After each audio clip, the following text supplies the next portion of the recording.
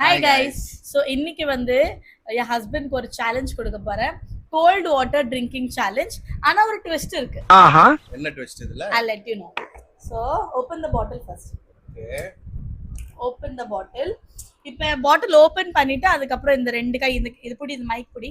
Okay. இந்த ரெண்டு கை இருக்குல்ல, இதை நம்ம பின்னாடி கட்டி நம்ம இப்படிதான் குடிக்கணும் தண்ணி.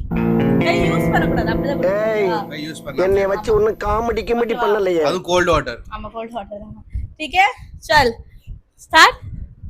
3 நில்லு, கேமரா கிட்ட மைக் வச்சிரேன். 3 2 1 கோ.